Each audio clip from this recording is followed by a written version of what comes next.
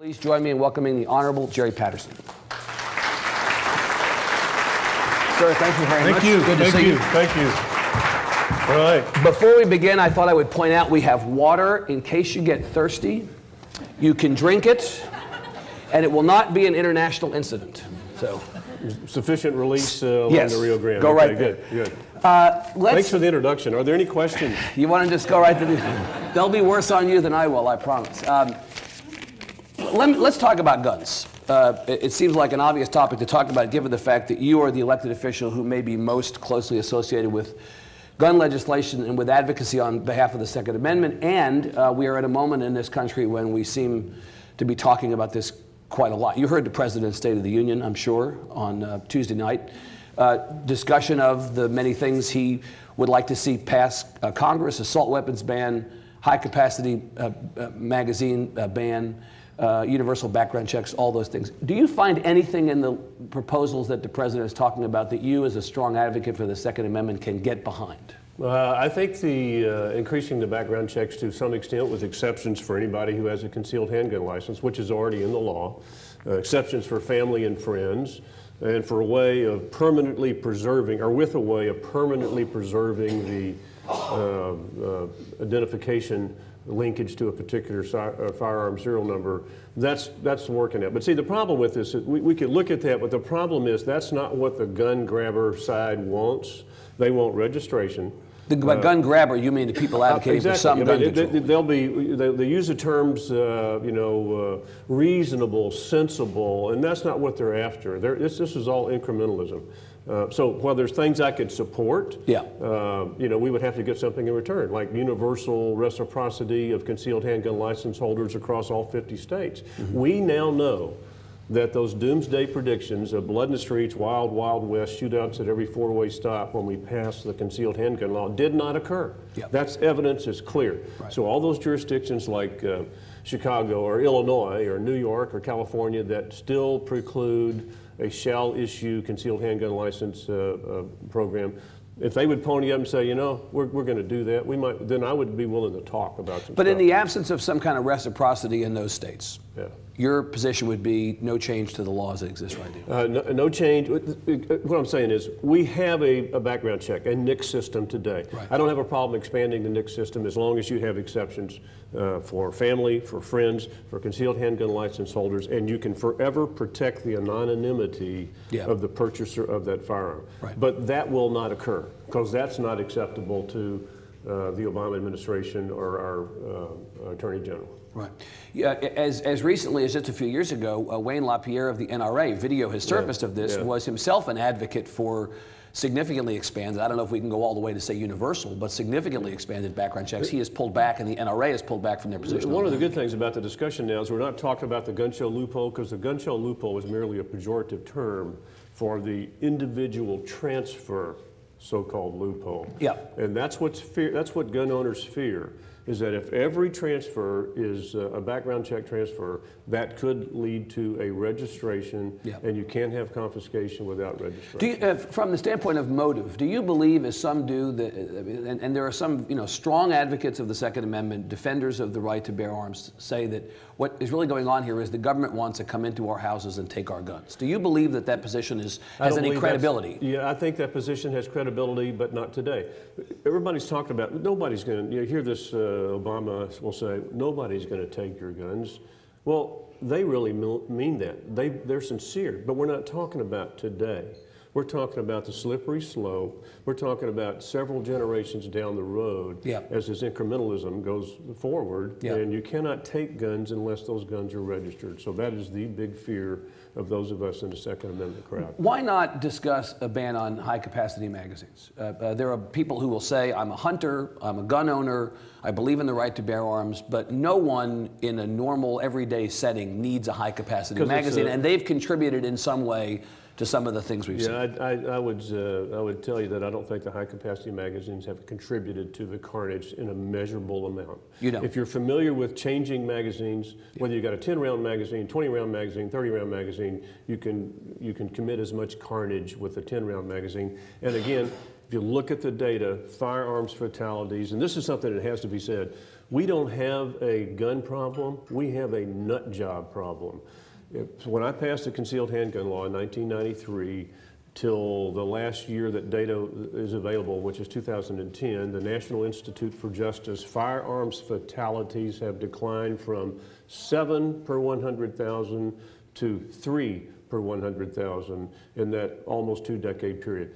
Firearms homicides go like this. And you believe, or would like to at least, directly attribute that decline to the presence of concealed handguns? Well, you know, I'm not going to, it's happened at the same time. It's either coincidental or it's not. Yeah, I don't know if it's coincidental or not, but what I do know is that the doomsday predictions did not occur. Right. And those folks who were making those doomsday predictions in 1993 and 1995 about the concealed handgun law are the same ones who today are saying that we've got to ban, that we've got to institute an assault weapons ban, which was really instituted in 1934 in the National Firearms Act. I have no right to own a fully automatic weapon. So the discussion of an assault weapons ban today, probably the least popular among the general public. It's not happening. But it sounds to me like you think it's kind of a moot point because there's already legislation on the books that restricts. No, there is the federal law, the National Firearms Act passed in 1934, eliminated my right, to the extent that it existed, to own a fully automatic weapon. As a Marine with 24 years service, I can tell you that an assault weapon must be full auto capable in order to be an assault weapon. What we have now is assault look-alike weapons. And bans based upon cosmetics as opposed to based upon functionality. The President asked at the end of his speech, Commissioner, for a vote.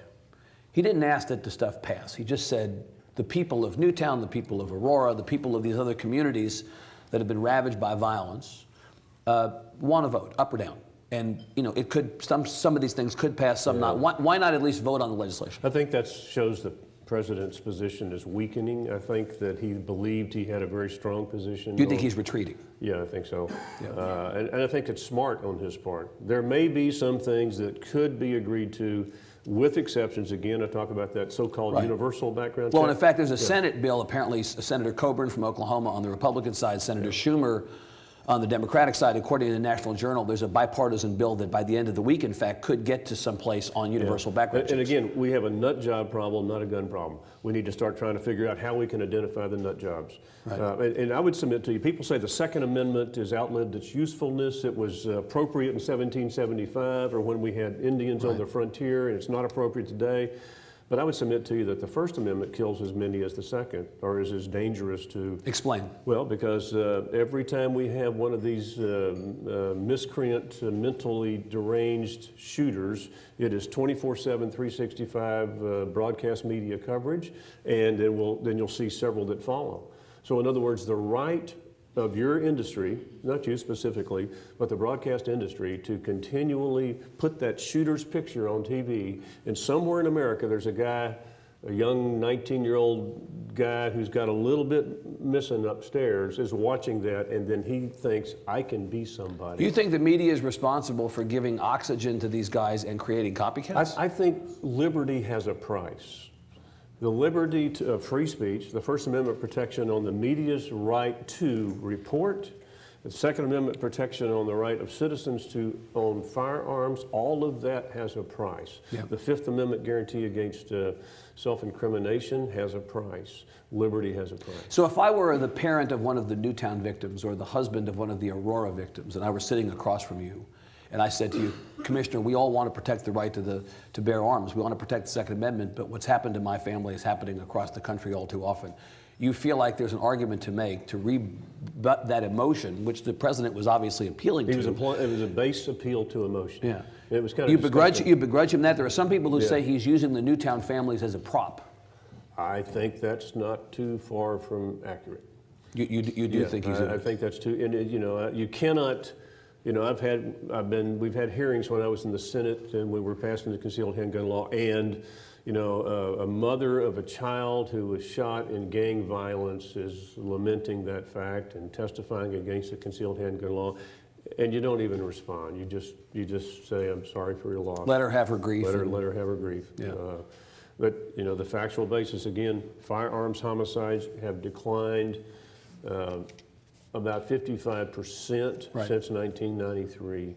We don't have a gun problem. We have a nutcase problem. Let me ask you about a couple of pieces of legislation that have specifically been in discussion in the legislature up the street over time. One is concealed carry on college campuses, or campus carry, maybe more accurately said. Yeah. Senator Wentworth was one of those who had been an advocate for this. He's no longer there, but the work is being picked up by others. You know, this is still back in discussion. We have had in Houston, in Austin, over the last couple of years, at least, there at least, incidents in which people on campuses did stuff. Your view of that, and what should this legislation be? In my view, there should be two prohibited locations: private property, as determined by the private property premise holder, and bars. Otherwise, I don't think there should be. So you make no distinctions between college campuses and... No, I mean, why is it that we've determined that a 21-year-old college student who's had a background check, who's had a criminal history check, who's gone through the training, can carry on Guadalupe, but they can't carry on campus? And we're really not talking about the 20-year-old college kid. What we're talking about is that nursing student at UTMB who's got somebody stalking her and works those hours where she works a shift that gets off at midnight. She walks across campus to a distant parking lot. Yeah. That's what we're talking about. And the other thing is, if in fact that 21-year-olds are not sufficiently mature to have a concealed handgun license, then we should change it across the board. It's not just about college students, it's about all 21-year-olds. Yeah, why is it that the venue all of a sudden creates... So there's no dynamic about a college campus or the relationship between college students, possibly the presence of alcohol, the relationship between students who might get the C they were not expecting from a professor. Yeah, well, yeah. You know, you hear all kinds of arguments about why it might be the case that that's a different dynamic. They ought not be carrying anywhere. Right. And so the problem is not with that specific aspect of it, it's with the law. It's the fear, and what other folks don't understand is you can lawfully carry on campus, you just can't carry in a building. So the two places you said you shouldn't carry are a bar and... And I'm ambivalent about that because it enhances the service sometimes a little bit. Is that right? You get served more quickly? Yeah, a bar, you said, in private property? Private property. Right. So you don't believe that the presence of alcohol, which has been known to assert itself in a bar, might actually increase the possibility that having people with guns in bars is a bad idea? No, that's what I said. There's two bars. But you said you're ambivalent about that. Well, you're sort of joking. Cheek there. Okay, so but you are okay with not in bars. No guns in bars. Probably not a good idea. How about church? Church is great. I think it enhances the quality and decreases the duration of the sermon. I mean, it's amazing that you can make this topic funny, but you're doing pretty good. My preacher knows. I go to Lutheran church and I'm packing, and the preacher knows that. You packing now? I'll show you mine if you'll show me yours. Mine showing you mine will be over very quickly. Okay, well, you're obviously very serious about this. Let me ask you about Representative Villalba's bill. He has proposed creating essentially the equivalent of an air marshal program in the schools, allowing a designated employee of the school to be carrying as a means of protecting everybody else in that environment. Yeah. For this? Yeah, I'm for a armed, responsible person in every public school. Would you be for arming teachers? I think Representative Riddle was discussing at one point a bill that would allow that. We dumbed that down to argument, to points where he wants a gun in every classroom. He wants to arm teachers. But I'm just asking. Yeah, I know. But the point is, it should be an armed person who's responsible, who's trained, and who's competent and capable. That could be a principal, a vice principal, a coach, and yes, it could be a teacher. Right. But I do not say that we should have a firearm in every classroom. Congressman Stockman, in the news of late on this issue, proposed a couple of weeks ago that we get rid of gun-free zones around schools. What do you think about that? Absolutely. It makes no sense. I mean, you pull into an AISD school and there'll be a sign there that says no firearms allowed. Well, first of all, it doesn't accurately state the law. Right. And there are people... That may be in violation of the law. Yeah, exactly. That sign does not accurately state the law. Right. You can carry a firearm in AISD schools as long as you don't go into a building. But gun-free zones are target-rich environments where there are some folks who think to themselves, wow, there's nobody there. You're advertising the vulnerability. You're advertising, exactly. Yeah. It's silly, it's stupid, and it ought to be eliminated. And it does nothing. I mean, it's like when we passed the concealed handgun law and there was an amendment offered by another senator to make the capital off limits. I wouldn't accept that for two reasons. One of them is if this is good for Texas, it's certainly good for you and me while we're here in the Capitol. Yep. And number two, do you think anyone who was intent on committing capital murder and start taking shots at someone in the gallery is going to walk over to the Capitol, see a sign and say, "Doggone it, I can't carry here"? Yeah.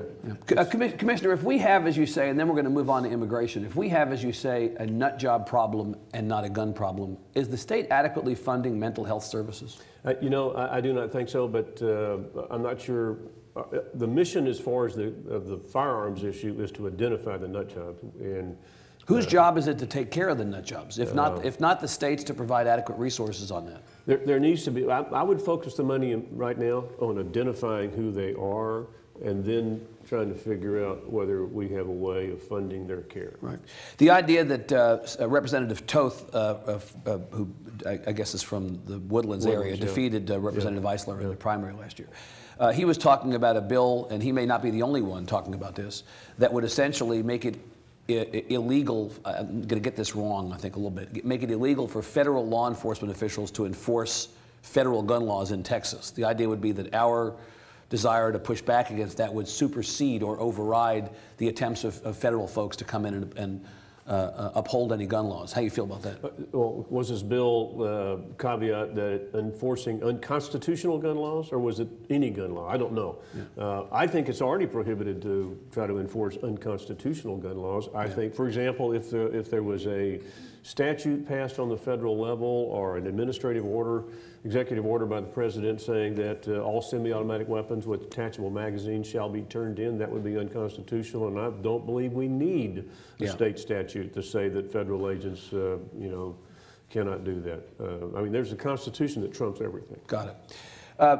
Commissioner, Grover Norquist was in town yesterday talking about immigration, and he said, to the effect, paraphrase what he said. He basically said, the Republicans have gotten a bad rap on immigration. We are not. They have. We're not hostile to sensible, reasonable immigration policy, and we need to reclaim that issue. And there's a course for us to steer that won't seem so unforgiving and so austere. This is an issue that you've actually put yourself out in front of for a number of years. Yeah, for about 6 in fact, separated yourself from many people in your party on. Right. Would you talk about where you are and where you think your party ought to be right now on this issue? Well, the problem with our party and immigration has been we've reduced the entire issue to a bumper sticker, phrase such as no amnesty or build a fence or all those things that everybody can just kind of identify with and say, yeah, I agree with that, or secure our borders first. And while I'm not opposed to any of that, it's just overly simplistic. This last June, actually 2 years ago in the Republican convention, I spoke on behalf of the guest worker program. That's not a popular position at that time. Yep. This past June, I'm the only elected official who would stand up in front of a delegation of 8,000 Republican conservative delegates and speak in favor of a guest worker program. And as I walked up to the mic to do that, I thought, well, here's the end of a relatively decent political career, if you would use that term. And I spoke in favor of it on Friday night, and it passed. Why are you right and they're wrong? Well, actually, we're both right. Because, as I said, it passed by a 3-to-1 margin, right, and then prevailed over several challenges subsequent to that evening. We're all right. What was needed at that time was someone to lead and to speak what everyone was thinking. And what's a problem in all parties, and in our party and others, is that we have too many people who are afraid to stand up and say what they really believe, and when you do that, you find that a majority of others believe it as well. I will tell you that most elected Republicans agree with me, but there aren't many of them standing up and saying it. Why won't they say so? Well, because it's called following versus leading. It's called, which way is the mob going? Therefore, if it's going that way, I need to get in front of them, as opposed to getting out front. Okay, Commissioner, lead. Make the case. Why is a guest worker program the right thing, and more broadly, what should, in an affirmative sense, the party be for? First of all, we should do, our immigration policy should be what benefits this country and this state. If it also benefits, immigrants from another country, that's good. But primary, it's what benefits this country and this state. And a guest worker program is sorely needed, as it has been in the past. I have an August 1885 copy of the Galveston Daily News talking about a guest worker program. It's nothing new. There are employers in Texas who cannot find skilled employees to hang drywall, to bricklayers, carpenters, framers. Those skills are going, we don't have enough of them. So what we have now is an underground economy that is not paying taxes, that has no health insurance, that has an incentive to bring their family here from wherever because they can't cross the border with some frequency to go home and visit their family. We need to capture that population. We need to have them pay taxes. We need to, obey our laws to be able to send money home.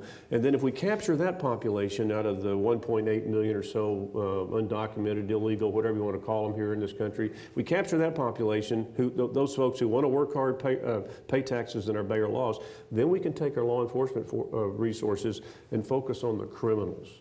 We take that universe down from 1.8 million here in Texas, or 11 million in the nation, and we take it down to those who are criminals, the coyotes, the people who are smuggler, the violent crime, and we have the same amount of resources chasing a smaller number. Yep. It makes us safer. It helps us secure our border. A guest worker program is part and parcel to securing our border.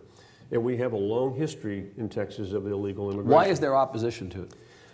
I think it's because, folks, it's a complicated issue, and when there's an issue that's complicated, the public tends to want to find a simplistic response, like secure our borders first. And that's not exclusive. Guest worker program is part of securing our borders first. Yeah. Texas has a long history of illegal immigration. The first illegal immigrants were people who have names like mine: Smith, Jones, Patterson. When we came here in the 1820s and 30s, when you had no sponsorship of an impresario like Stephen F. Austin. Yep. We have a long tradition of illegal immigration, but it wasn't Hispanics initially. What about path to citizenship? That seems to be a flashpoint as the conversation evolves federally. I would factor that out. I mean, we want to get something done. Right. And the citizenship is extremely controversial. I would just factor it out. And if you look at the proposal that I spoke in favor of at the Republican convention, the only person to speak in favor of it that was elected, it did not talk about it. Citizenship was on the table. Let's get, again, what's best for this country, and what's best for this country is those skill sets that are not eligible for a visa. I mean, the problem is, they'll say, go home and get in line. Well, there is no line for a guy that wants to be a bricklayer or hang drywall. There is no line for that guy. So it's controversial because folks are looking for something simplistic. Commissioner, you've obviously been thinking about and talking about this issue for many years. We've just demonstrated that. Yeah. But there's a line of argument that the Republicans have suddenly gotten comfortable with the idea of comprehensive immigration reform, whatever the details of it are, purely as a response to their shellacking in November. The fact that Governor Romney only got 27% of the Latino vote. Nationally, Republicans realize that if they don't figure out some way to speak in a softer and more respectful voice to the Latino community, that electorally they're going to have enormous problems. So that they've gotten to this place really through cynicism more than through understanding that this is a good thing for the country. What do you say about that? Well, that may be some, but that's not me. Yeah. Well, as we said, you've been talking about it for a lot longer. But, to some extent, that has merit. That argument makes sense. It's unfortunate, but there have been a lot of folks, and as evidenced by what happened last June, when I spoke, expecting for that to go down in flames, and it passed by 3-1. Right. We've had this idea that what we're doing is not working for a very long time. There was just no one that would step up and enunciate that. But Commissioner, if there are so many people, as you say, 3-1 among the folks there who are reasonable on this issue, why is the perception, surely you'll acknowledge that there's a perception that somehow the Republican Party is hostile to Latinos? Well, I think that, that 3-1 margin would not have been there 4 years ago. Right. Because as discourse becomes more prevalent among the Republican Party with people with different opinions, then folks are amenable to it. Has the party been hostile to Latinos, do you think? I think it's been hostile to immigration based upon the fact that they believe that, we're a country, a rule of law, and I agree with that. But there is no law that allows a guy that wants to hang drywall to come here and do that. Okay. Speaking of Republicans, I gather you would like a new job in a couple of years. You have made that clear. Yeah, absolutely.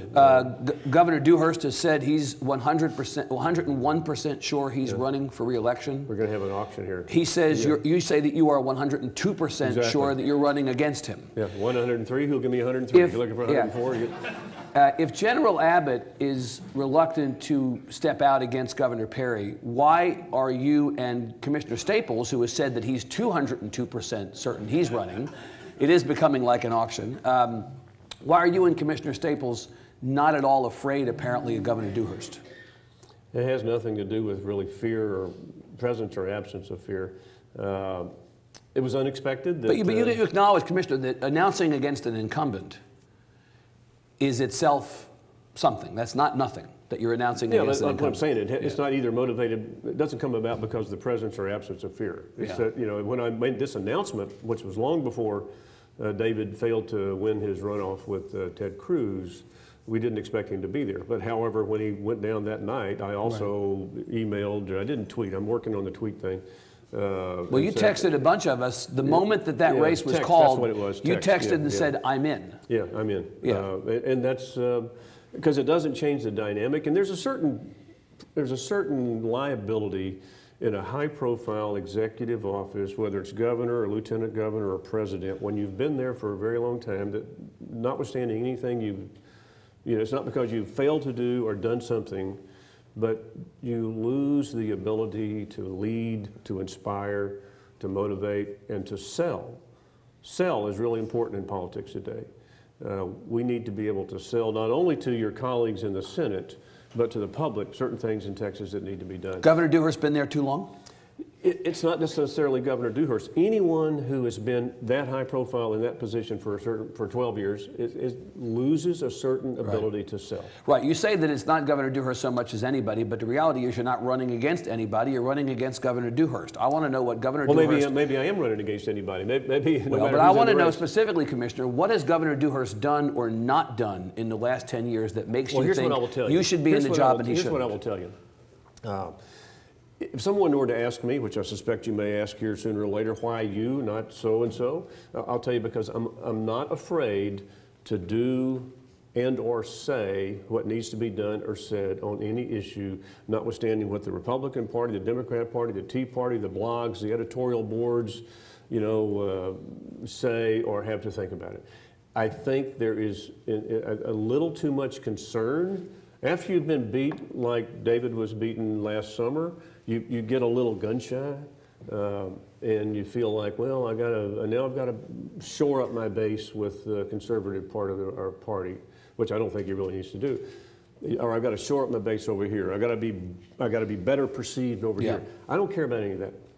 I'm me. I'm comfortable being me. Right. And I think candor and direct. This is where I am. This is what I want to do. Is something that is needed today as we start talking about things like that are not sexy issues. It could, water, transportation. We're going to have to sell doing something different to address those issues. So you don't have an issue with him specifically? I don't. I just think that at this point in time, could lead better than any other contender that's in the mix. Is there anything he's done that you would have done differently? Can you give me one thing so that we just know that we're not just changing guys, we're actually changing approaches to the job? Give me one thing. Yeah, well, I would not have, to the extent that the reversal last session on the rainy day fund expenditure. I mean, when you say you're somewhere, you need to stay there. So you would have been, if you'd been Lieutenant Governor Patterson last session, you would have been for withdrawing money from the rainy day fund to buy down some of the cuts. I would have stuck with where I was when I committed to the members of the Senate. Would you have committed to begin with? I can't tell you. I don't know what this dynamic was at that time. But if I had made that commitment, I would have stayed there. So that's one area in which you and Lieutenant Governor Dewhurst are different. I really don't care what people think about me. Yeah. I guess we all care what people think about us, but I'm less caring about that maybe some others. If you don't care what people think about you, what do you think about Commissioner Staples? Because as of right now, and I gather that somebody from his staff is here and will probably be taking notes. I think so. So speak slowly. Why you and not Commissioner Staples for that job? I think I'm a little more experienced, and I think I have a little less concern with, just as I stated, what the blogs. Again, there was only one elected official who would stand up and talk about immigration for the last 6 years. Yeah.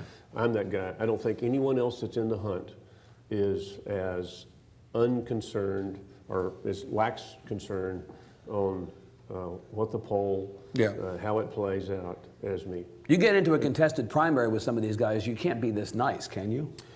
Yeah, you can be nice for a while, and it depends on. And there's really, you know, Todd and I think, are philosophically very, very attuned, very close. Yeah. He's a good guy. He'd be a good lieutenant governor. How about the comptroller? Would she be a good lieutenant governor? No. Why? Well, there's a long history of items that the comptroller has.